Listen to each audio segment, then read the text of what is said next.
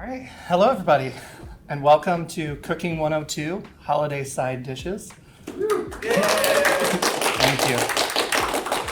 My name is Dania. Most of you probably know me here, but you might know me as Nia or that lady that works with the computers upstairs. This program's a continuation of Cooking 101, the Mother Sauces, which is a program I did a couple months ago where I talked about making different basic sauces: bechamel, velouté, espagnole, sauce tomate, and hollandaise. Unfortunately, that one wasn't recorded. If anybody's interested in seeing that again, let us know and we can always do a repeat.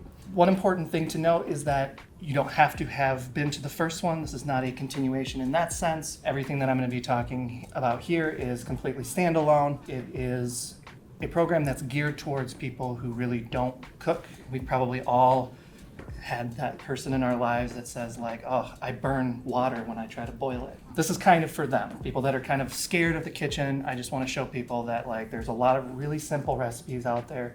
So when you're going to your next holiday event, maybe you can bring one of these or something similar and impress your friends and family. There are many different holiday traditions and dishes. This is just a couple of simple dishes that I have seen in my holidays. Always good to branch out and see what else is out there. We're going to start by me flipping the script completely and starting with the last dish that I actually was going to do. And that is going to be a fresh fruit gelatin. And it's super simple. We're going to start with 2 cups of water and we're just going to get that boiling. Probably should have started it before, but fortunately, these induction burners are really awesome and they heat up pretty fast. I'm just using just standard strawberry jello. I'm following the directions on the box. If you look at the recipe cards, it does say there's a slight mistake on there. It says to use 1.5 cups of boiling water. Just use the box directions, that you're gonna have a better result that way. It does too depend on what kind of brand you're using for your gelatin, whether you're using like gelatin additive or whether you're using a pre-boxed like gelatin mix like Jello mix. Lisa, if you'd like to talk a little bit about some of the cookbooks here. Hi, I'm Lisa. I'm also a regular here at the library, working at the library, and I'm just kind of a space filler for everyone while we do different things, but there are tons and tons of books out there that are just exciting to look at and read about cooking. I'm one of those weird people who checks books out, cookbooks out, just to look at them and see what's in the recipes. This is a great one for anyone who gets to the holidays and needs to bring a side dish so there's something they can eat at the holiday. Vegan, if people are vegan or vegetarian, it's always kind of fun to find new recipes that you can have that aren't the same thing over and over. So that's a great one I like here. And there's a couple marked within here.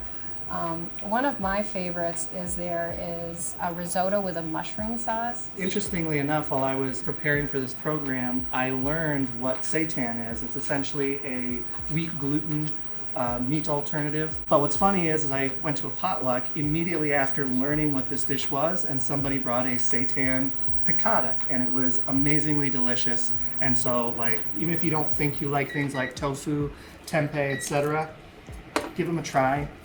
They really absorb whatever flavors you give them, and they're really delicious. So, now that our water's boiling, we're just going to dissolve this gelatin into the water.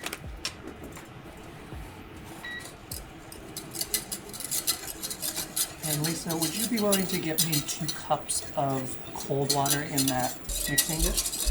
Or that measuring cup, rather? All right. Let's pull this over here real quick. Once that's dissolved, we have 2 things. We're going to start with an 8-ounce can of pineapples and 10 ounces of frozen strawberries. They do sell bags of these frozen strawberries. You've probably seen them in the freezer section at Walmart or wherever. They didn't have them. They only had 64 ounces, so I got a container. That's why they're in a bowl here. But all we're going to do is we're just going to add all of this fruit right into the mixture.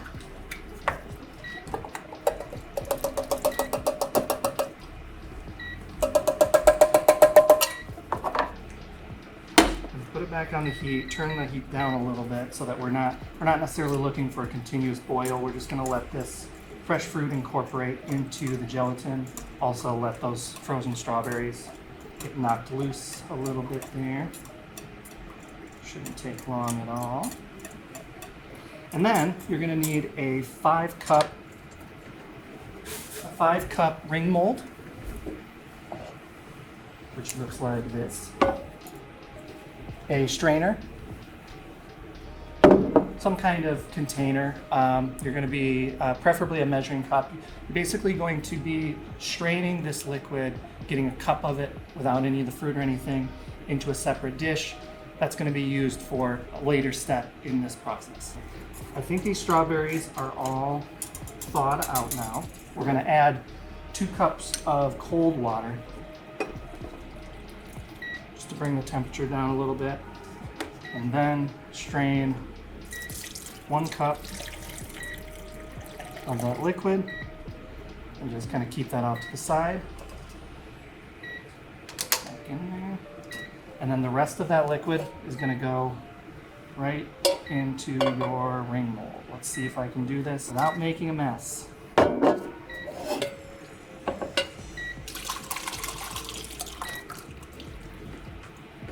Not bad.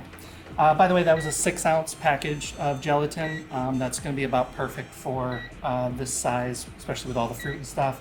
That cup of liquid is going to go with another ingredient. It's going to be used later, and it's going to finish up your ring mold. The reason we did this first is I'm going to take this and I'm going to throw it right in the fridge. It's going to take about an hour for this to not set completely, but set enough that we can sort of finish up the last step. Really, you want to let this sit for a few minutes and make sure it's room temperature. That cold water cooled it down pretty well, so I think we can just go ahead and finish this up. While that's setting in the fridge, we're going to take 1 cup of sour cream. I happen to have exactly 1 cup left in this container, so I'm just going to do it all. And we're going to add that right to that gelatin container. I don't usually make a lot of desserts, so this dessert was actually kind of taken from Taste of Home. And when I first saw this, I was thinking to myself, sour cream and gelatin. Sorry, I'm not sure if that's in frame there. I was like, sour cream and gelatin, that sounds really kind of, I don't know, not too appetizing. But when I made this dish myself, I was actually very pleasantly surprised by how delicious it was. It was a really good combination. It's kind of just a little bit creamy, a little bit sweet, almost has like kind of a cream cheese kind of thing, like a strawberry cream cheese. I'm gonna mix this together. It's gonna look like it's curdling the sour cream at first. Don't worry too much about that. Just give it a nice voracious beating and whisking, and those will disappear and it will become a smooth, uniform consistency.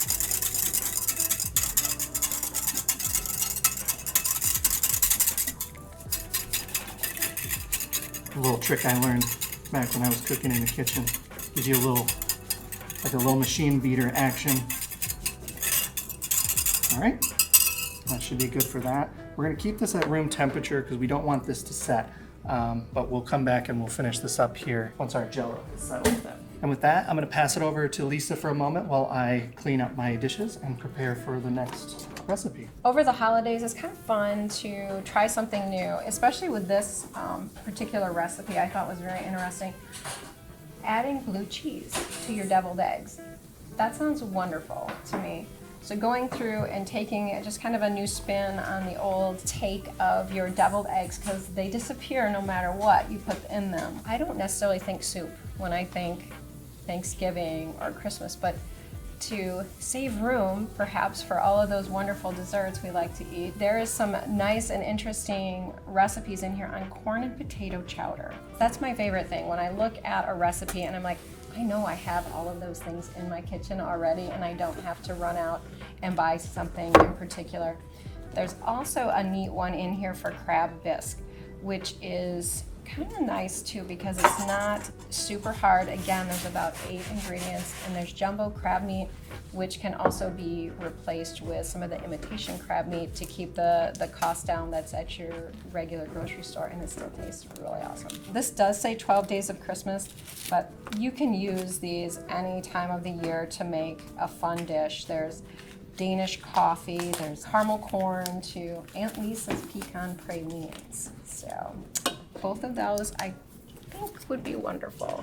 Next up, we're gonna move on to our first actual side dish. So I thought the dessert was just a fun little extra thing, real simple, kind of counterbalance against all the pie and other sweet things that we're eating. But this next one is going to be a dish that, according to dictionary.com, has its origins in ancient times. There's evidence of people doing something like this back in the Middle East, in ancient Rome, and that dish is dressing or stuffing. The idea of stuffing a bird or a piece of meat seems really obvious, but it's also an incredibly easy dish to make. So I'm going to show you how I prepare dressing just at a baseline, and that of course starts with bread. This recipe comes with a little extra love built in because this bread here was actually made by my lovely neighbors. First thing you're going to want to do, I've already done it here, but it's a very simple, so it takes time, don't have the time to do it in front of you guys, but basically it doesn't matter what kind of bread you use.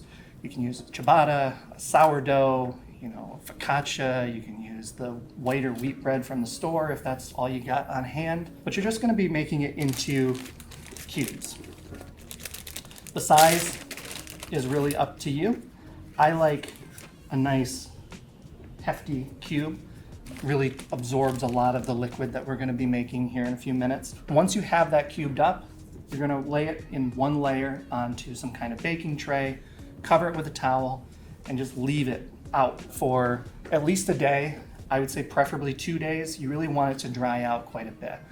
Alternatively, if you don't have the time, you can, after you've cubed your bread, do the same thing, get it laid out on a baking sheet, and then cook it at a very low temperature. I'm talking maybe 225, just until it starts to crisp up, basically like you're making croutons. So once you have your bread ready, we are going to start on the broth mixture. And that's going to start with 8 tablespoons or 1 stick of butter. I did do most of the prep ahead of time for this, but I wanted to show off a few onion cutting techniques. This recipe calls for diced onions. The other recipe we're going to be doing calls for sliced onions, but I'm only showing you the one, but I'm going to talk a little bit about both. So there's a really cool trick for dicing onions that makes it really fast and easy with a little bit of practice. Start with your onion, and you'll note that I've left one side not cut off. Usually the root side, doesn't really matter which one. And then you're going to peel your onion. Now before I learned this trick, I thought that the way that you dice an onion is you slice it up, and then you take the slices and you gather them all together and you dice them. Incredibly inefficient. I'm going to show you a way cooler way. Basically, what you're going to do, starting with the root end that's still intact away from you, how large you want your chunks will kind of determine where you start. So we're going to start kind of in this area here. And you're going to cut all the way up to that root as close as you can at an angle straight through the onion like that. And then you're going to come up about the same distance and do the same thing. Cut not quite to the root, but as close as you can get. And just keep doing that all along. Whoops, I think I accidentally cut the rest of it. All along the rest of the onion, so that you have it segmented like this, but still connected back here, in theory. Then, along the side, you're going to take it and cut it in half, again, as close to the end as you can, without finishing it. And so now you have an onion that's cut in half this way, and segmented along this way, and the last step is to just simply go along the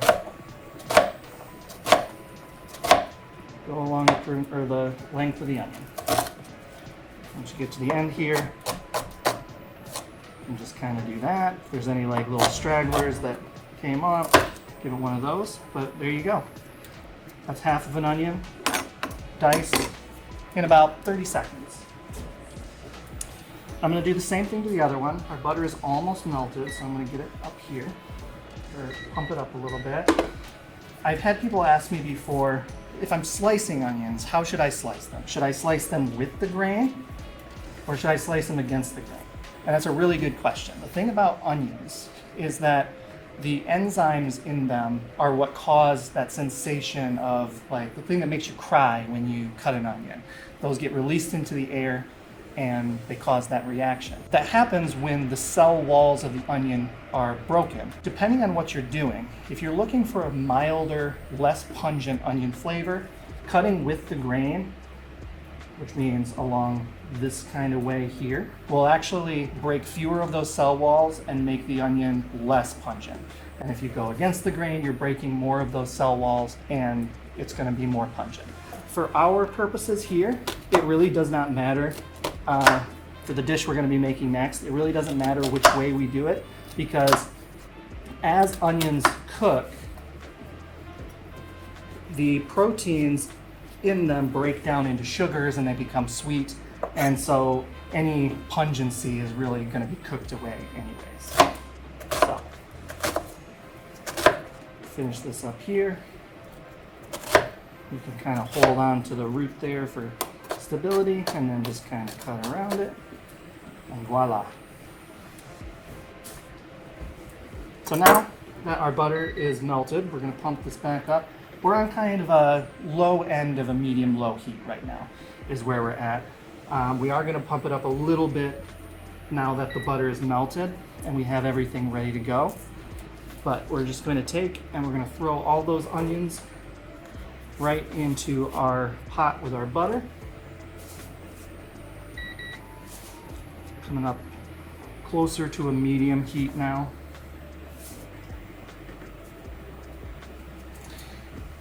And the other ingredient is celery.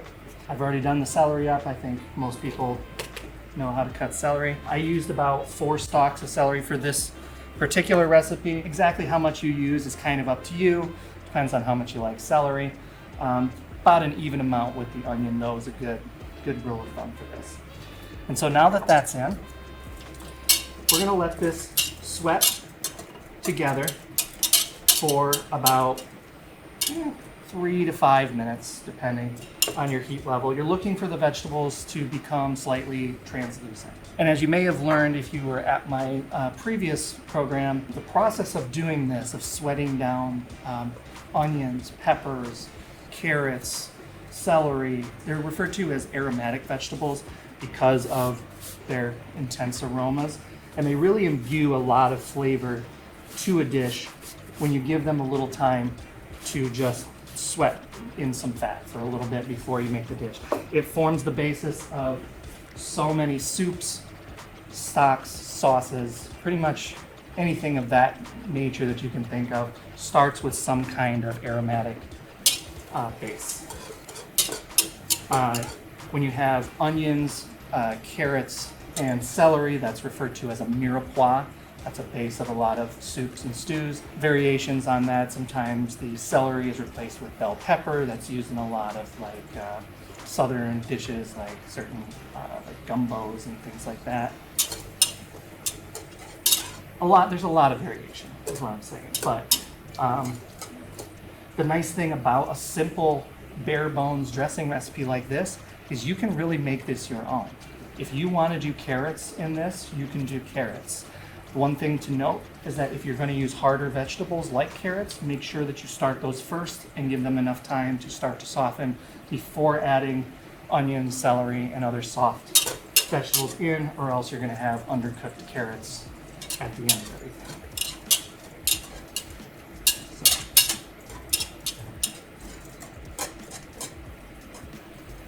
Smells nice.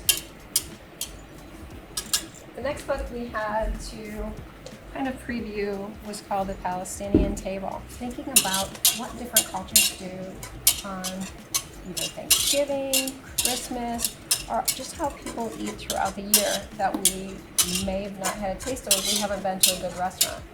So there are some really neat ones in here.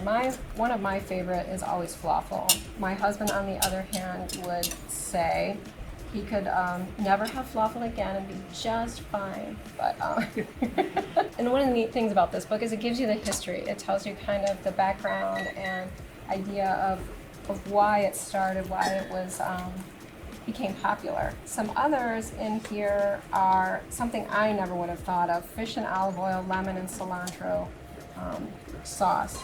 And so it's just taking a basic dish that I've made hundreds of times and doing it, putting a little different spin on it. I like to taste test things in restaurants first, if I can, just to know I'm not going to make something that I'm going to get home and I'm like, oh, that's really not me. It's not going to happen. But if I get a little bit taste of it somewhere else, and I get really excited about doing it at home. Stuffed vegetables and tomato sauce is kind of another one here that I wouldn't have necessarily thought of on my own. And making pomegranate molasses, a different spin on molasses itself. So that one's kind of a neat one to go through if you're doing some different kinds of baking and need molasses. It's something to try. So I felt that the vegetables were good enough. You want them, like I said, just to get a little bit translucent, a little soft. You're not really trying to like fully cook them. I do want to say that Palestinian Table Book is absolutely wonderful. I've checked it out myself many times. There's a great section on Palestinian traditional holiday dishes in there as well. So now I'm adding about 5 to 7 cups of broth. Really, this number just kind of depends on how much stuffing or dressing you're actually making. The pan that I have is a little bit smaller than what's on the recipe card, so I actually probably don't even need quite this much. 5 to 7 in the range for the recipe that's on the cards is a good way to go. I've also created this sachet of herbs. So we have parsley, sage, rosemary, and thyme. There are some suggestions for amounts to use of the fresh herbs on the recipe card. 3 or 4 sprigs of sage, 1 large sprig of rosemary, 3 or 4 or 4 or 5 thyme, 2 or 3 parsley. These are kind of just ballparks. I got a little secret to share with everybody, which is that I was a cook for a lot of years, and one thing about cooks as opposed to bakers is that we don't like to measure stuff. So I came up with these ideas and kind of thought about how I would make them and then tried to come up with measurements afterwards. So feel free, if you really don't like sage, you can leave that out. Add more rosemary. I happen to be a really big fan of rosemary, so I put 2 or 3 sprigs of it in there. And then of course, some salt and pepper. I'm gonna turn the heat up on this. We're gonna wanna get this to a bit of a boil. Salt and pepper is just kind of to taste. It's important when you're making something like this to just add a little bit at a time, taste it, and then add more as you need.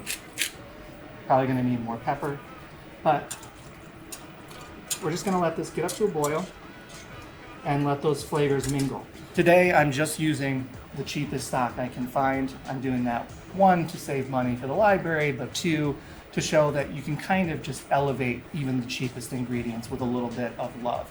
And those fresh herbs are going to go a really long way in imbuing a lot of flavor. Even if you don't make your own stock from scratch, you take a cheap box stock like this from Walmart, and you throw some of the bones from your turkey after it's done into there, boom.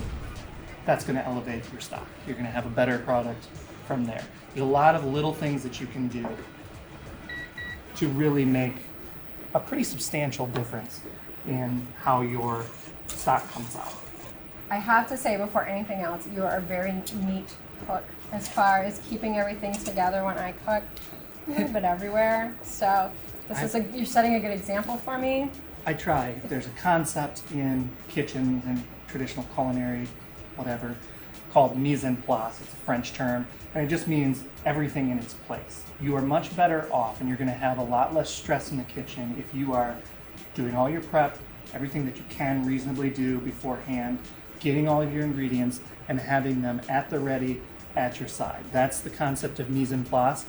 Everything should be within an arm's reach of you once you start the cooking process, and that is going to really change, I think, the way that you approach cooking if you're able to sort of get into that discipline. So I appreciate you saying that because it's a good opportunity to talk about how important it is to just kind of have everything ready to go so that you're not panicking, running back and forth between everything.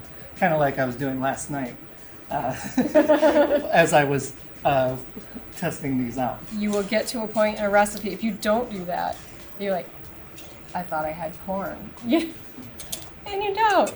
So having it all together, getting it all put together is such a smart move, but you might get a little more creative if you don't do that, because then you figure out something else that might go in that dish because now you have everything but the corn. I like this book from the library here about One Pot, Big Pot, because it made me think about how many people you're feeding. Because as we go through life, there's different times when we maybe only be cooking for one person. We may be cooking for 2 people when we used to cook for 5. We have an exchange student this year, so this year I'm cooking for 4 instead of 3. But it is a teenage boy who eats a lot, so we are making a lot more food. I love getting home from work and having something done, having something just ready to go and not have that next step or that quick in between. If your children or you are going to some event, some sport, that you need that quick fix in between and you don't want to have to do fast food again. Going through and looking at what you want to put in a one pot kind of thing. The crock pots that are out there now that will let you do all kinds of sorts of things in there. Pasta is an option. Not everything is soup anymore. You can do manicotti, you can do lasagna, you can do meatballs, you can do all kinds of things in there. Roast beef with au jus. So if we have leftover roast beef, which we used to, maybe not so much now, you can use that for the week. You can have that in sandwiches, the same with chicken, the same with turkey, any of that kind of thing, to go through and look at how to make things simple for yourself and maybe have a little bit healthier meal during the week, because you don't have to use bread either. You can use rice, you can use pasta, and you've got all these different meals, different tastes. And if you are making one and it's a smaller household, these are great little meals to prep ahead and throw in the freezer. So if you're going to lunch somewhere you have a microwave, you could heat that back up. We could probably cook this for longer, imbue some more flavor, do more stuff to it, as I've mentioned, but for the sake of time here, we have what we need. We have a stock that has been pretty well imbued with those herbs, added some salt and pepper to it as well. Ooh. Make sure you burn your tongue while you're cooking. That's really important, so that way you don't have to taste it at the end. I simply removed the herb sachet, and now I've got some of the bread. I'm going to do it in 2 batches here into a mixing bowl, and quite simply I'm just going to ladle this broth onto the bread. Box stuffing is great. It's incredibly easy. Honestly, I tear up box stuffing. I'll eat a whole box myself. Marie can attest to that. It's really, really good. But homemade stuffing is just such a simple dish that you can really do so much with if you want to put in a little extra, that there's really no good reason, other than maybe time, to not at least give it a try. So once I've got the stock into my bread and kind of gotten it to my desired wetness, and do the other batch.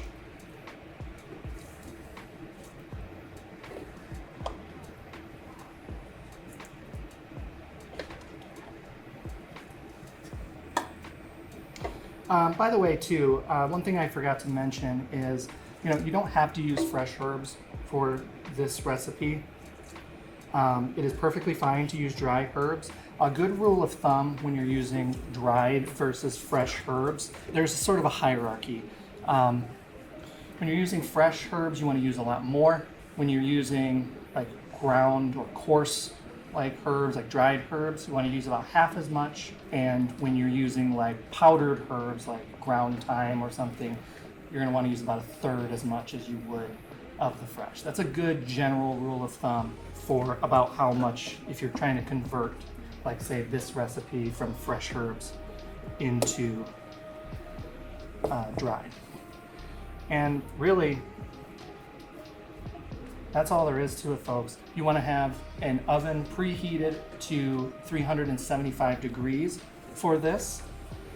And you want to just throw this into the oven, uncovered, for I'd say anywhere from 25 to 35 minutes, depending on your oven. What you're looking for is for it to get heated all the way through and for the top to have a nice bit of browning, a nice little crust and hardness to it. And what you're going to have is a delicious stuffing that is soft in the middle, nice and crunchy on the top, but it has all of that beautiful flavor of the parsley, sage, rosemary, thyme, and chicken.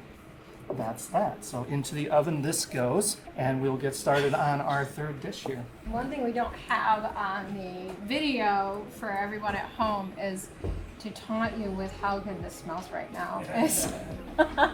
We're all here just kind of taking in how great this is. So wonderful job, Nia, with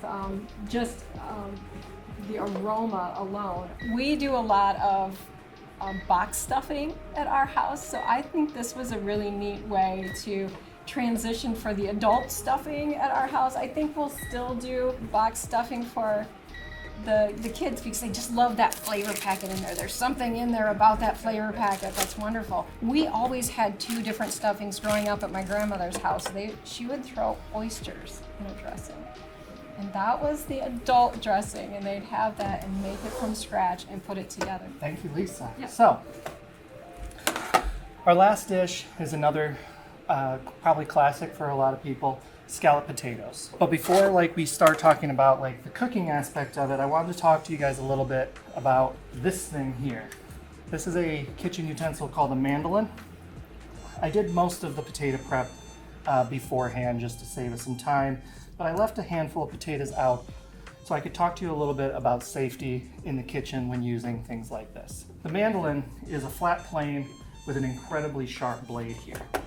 And it's an incredibly useful tool. Excuse me while I sit here, it's gonna make it a little easier for me to be stable while I do this. It makes it really easy for you to get this kind of thin type of potato that you're going to want for a dish like this. Obviously it can be used for a lot more than just potatoes. Anytime you want something sliced really thin, it's great. The blade's adjustable. There's different attachments that you can use to get different types of grating or whatever.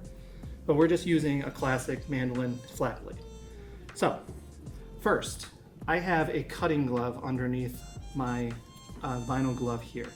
Because as I mentioned, this is very sharp. But the way you use a mandolin, really simple. You just go back and forth, and that blade just cuts through these potatoes like it's nothing. And the thing about that is, it'll also cut through your fingers like it's nothing. If you have one available, I would highly recommend using a cutting glove. There are things that you can use with little spikes that you can put on top that kind of grips your food from the top so that you don't have to ever have your fingers near the blade. But if you are just doing it like this, the most important thing is to just be careful. I have seen people slice off the tips of their fingers before with one of these. I have come close myself, so you'll notice that as I get towards the end here, I just take it very, very slow. I'm gonna try to just whip the rest of these out. That's really all that I have to say about the mandolin. I just thought it was important to kind of point that out because I don't know, a lot of the people that I've spoke to have never really seen this utensil before. If you're not used to it, you might just jump in and you might be in for a little bit of a surprise.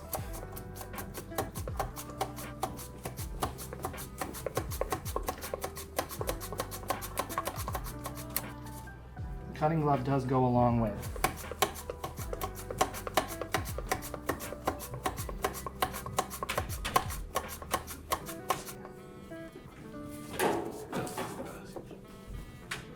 So with that, should have plenty of potatoes. When you're prepping potatoes ahead of time, or even when you're just in the process of doing them, keeping them in cold water is a great way to keep them from browning. The other thing that would need to be prepped are the sliced onions, which as I mentioned, I went ahead and did it in advance. We kind of talked a little bit about how to prepare onions earlier. For this dish, there's another component, which if you attended my first cooking program, will be familiar to you. We are going to be making a bechamel cheese sauce. Bechamel, one of the 5 mother sauces. 3 ingredients. It's fat, usually butter, flour, and milk, and that's all it takes. Ours is going to have an addition of some cheddar cheese. You can use really whatever kind of cheese you want. If you want to make a blue cheese scallop potato, throw some blue cheese in here. But I'm going to show you how to make that now. So we're going to set these potatoes off to the side, and we're going to start with 2 tablespoons of butter right into our sauce pot. All right, you're going to need your whisk. Once our 2 tablespoons of butter are melted, we're going to be using 3 tablespoons of flour. What we're doing is we're making what's called a roux. Again, this is a basic thickener. It is the basis of a lot of sauces.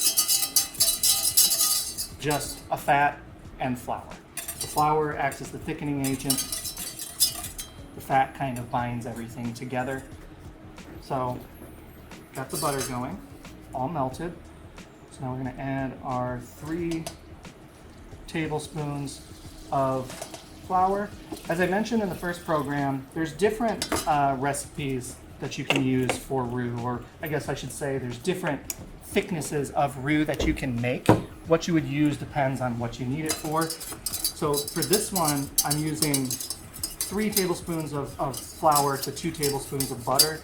Typically you would use kind of an even amount, but we actually want this sauce to be a little bit thicker because, as I mentioned, we're making scalloped potatoes, and once these go into the oven, you're going to notice that your sauce is going to kind of thin out as it heats up in the oven. It will, once it sets and cools down, kind of come back to its proper viscosity a little bit. But if you aren't careful and you make too thin of a sauce, then you might have a little bit of runniness in your scalloped potatoes, which is not ideal. Key to making a roux is that you always want to be stirring it. There are essentially 3 or 4 different types of roux. White roux, which is the one that's cooked the least, usually about 2 or 3 minutes. It is the lightest in color, used for a traditional bechamel sauce. This one's going to be kind of more closer to a blonde roux, which is kind of the second step, where it's cooked for a little bit longer. Has a slightly more blonde color to it. Then you get a dark roux or a chocolate roux, which is typically cooked for a very, very long time, is used for like gumbos and things like that. The longer a roux is cooked and the darker it becomes, the less thickening power it has, but it has a much more robust flavor. And the flavor that a roux is really imparting is this kind of like nuttiness. When you're cooking a roux, you want to use your nose and smell for that smell. You want kind of like almost like a pie crust being baked in the oven. Slight nuttiness, and that's going to give you a hint that it is done and that it's ready to add other stuff to.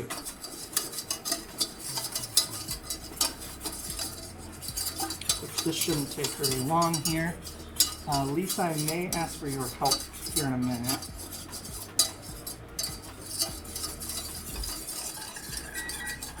Because this next step, it's not difficult, but you really want to make sure that you were ready for it and that you are in go mode, because it's very easy to mess up. I messed it up last night, had to remake it.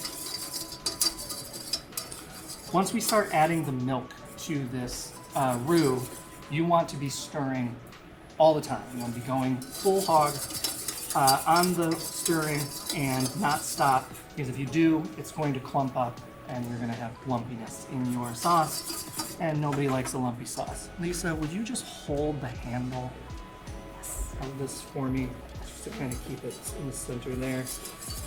And I'm going to start adding my milk a little bit at a time.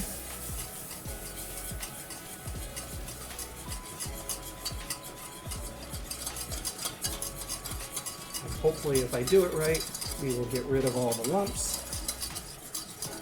So you could kind of see that there were some lumps kind of threatening to form there. But as we keep mixing,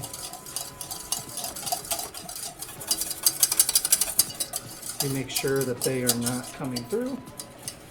Oops, sorry if my head was just in the way of the webcam there. And we keep adding, I'm using about 1.5 cups of milk. When you're going for a standard like medium thickness sauce, which we're hoping for a little bit thicker here than normal, as I mentioned, but a good rule of thumb is whatever amount of your roux, so if you have 4 tablespoons of roux from 2 tablespoons of butter, 2 tablespoons of flour, for example, you want to use about 4 times that much liquid, and that's going to get you kind of a standard thickness. I actually forgot one thing. Can you just keep stirring that? Going back to the vegan or vegetarian cookbook, you can make a version of this with either oat milk, oat or coconut. So, I don't have a thermometer on me. When you're making a bechamel sauce, make sure you're not letting it get too hot. If your sauce starts to boil, there's a very high likelihood that it's going to break, meaning that it's going to separate and you're going to get lumps of a different variety in your sauce. But we are looking for it to get in the range of 150 to 160 degrees. Like I said, don't have a thermometer, so I'm just going to be kind of estimating that. I think it's probably pretty close, honestly. So I'm just going to bring this heat down just to kind of keep it stable. And we're going to add cheddar cheese. And this is going to be the last step in our bechamel. And the recipe that I have there calls for about 1/2 cup of cheese. When I was doing this last night, I don't know, I kind of felt like maybe closer to 1 cup is more appropriate. This is another one of those situations where it just kind of depends on what kind of flavor you're looking for. If you want really strong, cheesy flavor, you can add more cheese. Just, keep in mind that when you add more cheese, it's going to get thicker, so you might want to compensate with either a little bit more liquid or less flour in your roux. But you can see this is already thickening up beautifully. I only put about 1/2 cup of cheese in there. I'm going to actually make it about 3/4 of a cup here. I am just kind of eyeballing this, but I'm pretty confident. Add the cheese in little bits at a time so you can make sure that all those little strands that you see in there are getting melted and incorporated in with the rest of the sauce.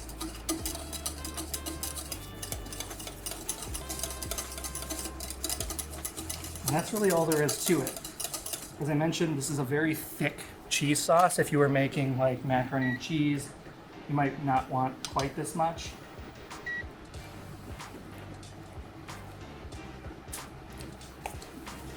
So cheesiness is good. So now we're just going to add some salt, some pepper. When I used to work in a kitchen, I had a chef who, whenever I would make a bechamel cheese sauce, would yell at me if I put black pepper in it. Came from a very traditional culinary background, didn't want the black flecks in his cheese sauce. I hated that because I hate white pepper and I love black pepper. Do what you want. Use garlic if you want. Garlic would actually be a really nice addition to this. Some onion powder. Throw a little hot sauce in there if you want to spice it up a little bit. The reason I chose these dishes is because they are so fundamental and so simple. They are very easy to do what you want with them. I want to keep saying that over and over again. Experiment. Cooking is all about having fun and trying new things. So, that is done. We're going to set that off to the side, and we're going to start the last step. I have an 8x8 pan. The recipe calls for 2 pounds of potatoes. You probably don't need that much if you're using this size. If you have a bigger baking dish, use that, or just make less potatoes. Kind of one of the pratfalls of being a cook who just kind of eyeballs everything and then trying to make up the measurements as you go. I'm like, 2 pounds of potatoes, that sounds like a good amount. Sure, why not? So all I'm doing here is just kind of layering these down in. You actually don't need to be this ginger about it. No pun intended, because it kind of looks like ginger, Sorry. But you just want like a nice layer, not necessarily like a single layer, but just get it all down in there. Keep it fairly even throughout. probably fine right there. Then take your sliced onions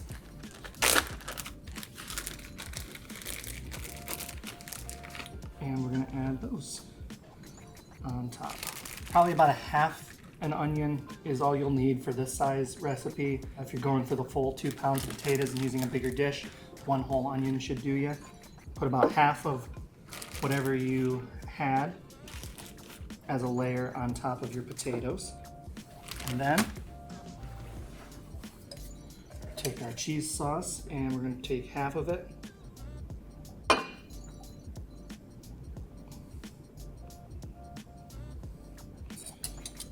and put half of it into our mixture here and kind of just, don't really need to do that, but try to get it as even as possible. It will kind of sink down into the cracks.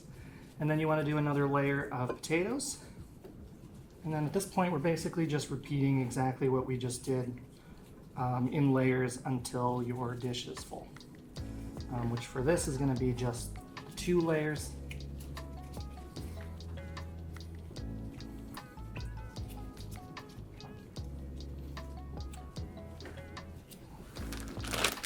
Add our onions.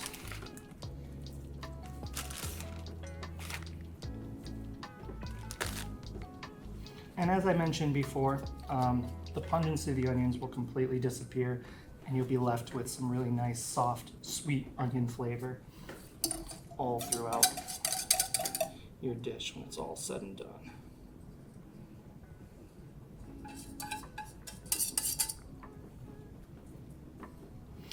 All right, and that folks is it. That's what it's going to look like. I'm going to take a little bit of aluminum foil. For this one, you're going to want your oven preheated to 350 degrees. I feel like a traditional cooking show would probably tell you that at the beginning of the recipe, so apologies for that. So yeah, you're just going to cover this with some foil, 350 degrees for about 50 minutes, and then you're going to take it out, uncover it, and cook it for about another 10 to 15 minutes and let it get browned up on the top. If you really like a nice browning, you can always hit it with the broiler in the last minute or two. Never a bad option. So I'm gonna go and take and get these in the oven, and I will be right back. So I started talking a little bit about alternatives for the recipe. My son has a dairy allergy, and so one of the things we do, even if it's not a vegetarian recipe, is swap out the milk. And the same thing is true, there's a lot of really great vegetarian or non-dairy cheeses out there. If someone in your family doesn't like textures or they just don't like onions, I've tried this one with apples instead of onions, and it's pretty tasty. Gives you a little bit sweeter flavor. You can throw a little nutmeg in there too. Like Nia was saying, this is such a great thing to learn, is these basic sauces to make your own macaroni and cheese instead of having to buy that macaroni and cheese in the tiny little containers. The only thing I do differently on the mac and cheese than I would for the potatoes is maybe a little bit less flour, so it tastes a little cheesier. And I loved how Nia was using the mandolin. I know I've done the same thing with a cheese grater. When I get too close, that's my excuse to eat the last bit of cheese, so I won't hurt myself. That's a good way to do it. Unfortunately, the gelatin dessert did not set enough for me to show you the last step. But basically that sour cream and cup of liquid mixture that we made up earlier, once it sets, not completely, but enough that it's not liquid anymore, you just kind of pour that around, make it even along, and then put it back in the fridge and leave it, preferably, overnight. Let it really set like you would any gelatin. And what you're gonna have at the end is something where you have the base of the sour cream and then your gelatin with the fresh fruit on top. I have these dishes after they've been cooked. And the first one that I'm gonna show you is the dessert. Mostly has a little cautionary tale. Make sure that your gelatin is actually set before you try to take it out of the ring mold. Because if you don't, it's gonna look a little weird and a little sad. But, in the end here, you have some gelatin. Oh wait, I completely forgot what I was gonna do. Take a look at that beautiful gelatin for just a minute.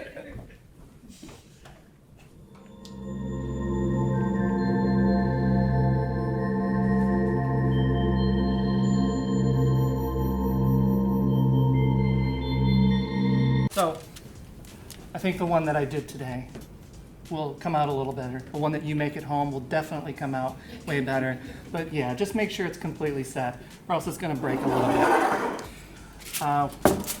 Keep in mind, none of these are hot. We don't have an oven here at JDL. So these are cold, so they're not gonna look quite as beautiful as right when they came out of the oven. When all's said and done, you're gonna have a scalloped potato mixture, or a scalloped potato dish that is easily scoopable with nice layers of cream sauce and onions. And then the stuffing kind of looks exactly the same cooked as it did. Cook it a little bit longer, you'll get a little bit more browning on the top, but it's delicious. Tastes like those herbs, tastes like onion, celery, it's beautiful.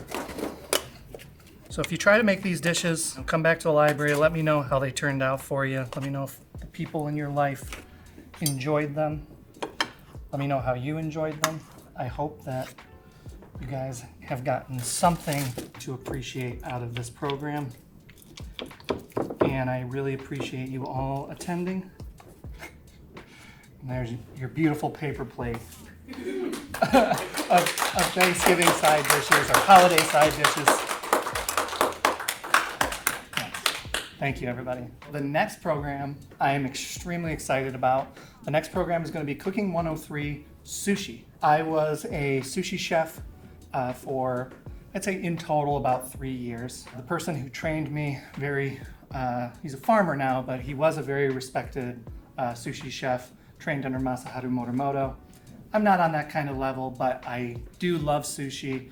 I spent a lot of time doing it, and I'm really excited to talk to the Jackson community about sushi, how to make rolls, how to wash rice properly for sushi, what kind of rice you use, how to prepare rice wine vinegar to make a beautiful, sweet and savory sushi vinegar, some cutting techniques for raw fish, how to hold and prepare ingredients themselves and treat them with respect and with safety. Look out for that. 103 Sushi coming, I believe, in February. Are you bringing the Jell-O that you made today home so we can have it? That is a possibility. Well, once again, thank you all so much for coming. I really appreciate it.